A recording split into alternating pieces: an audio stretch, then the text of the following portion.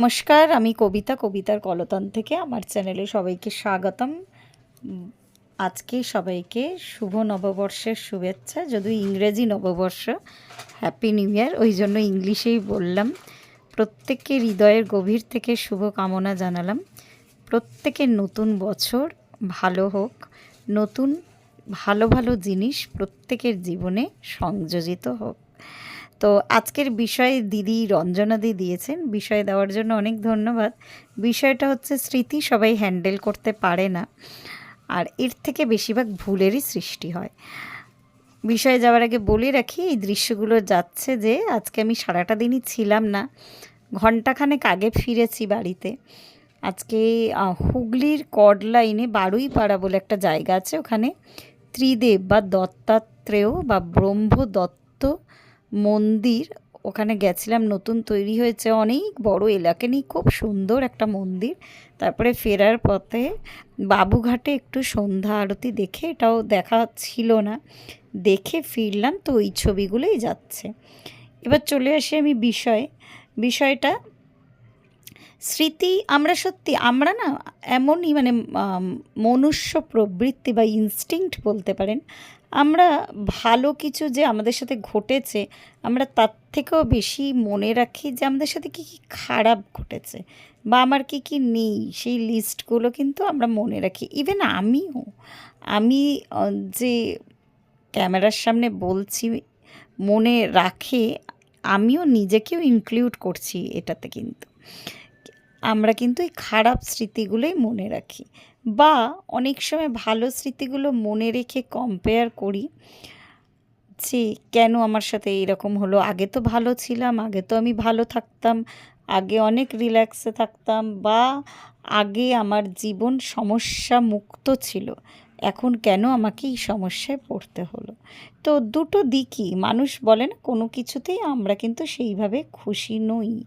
তো দুটো দিকেই কিন্তু এই ধরনের, মানে ভালো হলেও আমরা পরবর্তী সময়ে সেটা যদি বর্তমান পরিস্থিতির সাথে ম্যাচ না করে আমরা দুঃখ পাই, বা আমরা অতীতে কী কী পেয়েছিলাম এখন কী কী পাইনি সেই নিয়ে কিন্তু আফসোস করি।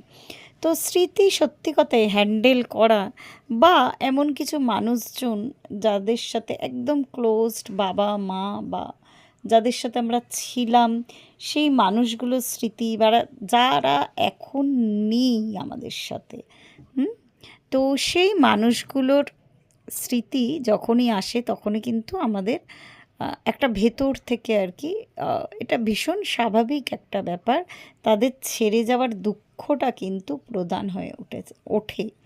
তাদের সাথে কী কী ভালো সময় কাটিয়েছি সেটা মনে করেও, মানে আমরা পারি না, আমাদের হিউম্যান নেচারটাই এরকম, ভালো কিছু কিন্তু আমরা সেইভাবে মনে করতে পারি না। আবার আমার অনেক পাগলামি আছে আর কি, আমার মাঝে মাঝে একা বসে থাকলে কোনো হাসির কথা বা কোনো মজার ঘটনা মনে পড়ে অনেক আগেকার, তো ওটা মনে করে করে আবার হাসি। মাঝে মাঝে কোনো বোকামি করেছি, বোকা বোকা কথা বলেছি, সেটা মনে করে হাসি। তো ওই স্মৃতি আমার মনে হয় যতদূর, আমি এখনও কারোরটাই শুনতে পারিনি, আমারটা এত রাত্রে আমি আপলোড করছি। তো আমার যতদূর মনে হয় দিদি দিয়েছেন, মানে রঞ্জনাদি, মনে হয় কি রঞ্জনাদি দিয়েছে, আমি দেখিনি যদিও। আমার মনে হয় যে এটার মাধ্যমে, এই বিষয়টার মাধ্যমে আমার এইটুকুই মনে হলো যে স্মৃতি সত্যি সত্যি আমাদের কাছে সবসময় দুঃখের স্মৃতিগুলোকেই কিন্তু আমরা আঁকড়ে ধরে থাকি, বা আমরা একটু দুঃখ বিলাসী, এটাও হিউম্যান নেচার আর কি।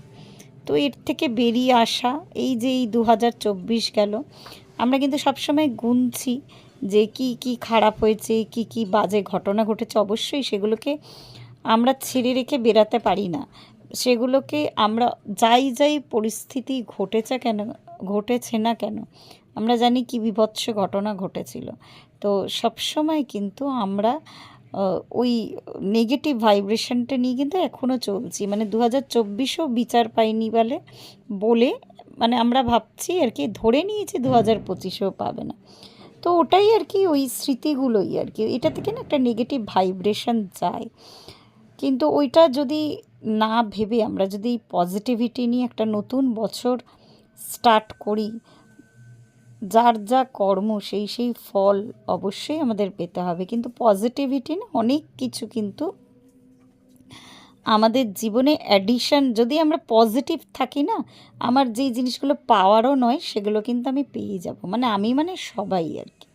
তো এই নেগেটিভ স্মৃতিগুলো নিয়ে আর না দৌড়িয়ে বা আর নিজেকে ভারী না করে বা আর নিজের কাঁধে ভার বহন না করে যদি আমরা এগিয়ে যাই সামনের দিকে, আমার মনে হয় সেটা আমার পক্ষে, পুরো মানবজাতির পক্ষে সত্যি সত্যি অনেকখানি মঙ্গলজনক একটা ব্যাপার। তো স্মৃতি অবশ্যই সুখ দুঃখ ভালো যাকেই জিজ্ঞাসা করি না কেন 2024 কেমন কাটলো, তো আগেই দুঃখের গল্প, অবশ্যই অনেক দুঃখের ঘটনা ঘটেছে, কারো কারোর সাথে তো পার্সোনালও ঘটেছে, তো সেগুলোকে আমরা ছেড়ে বেরিয়ে আসবো, এটাই কামনা রইল।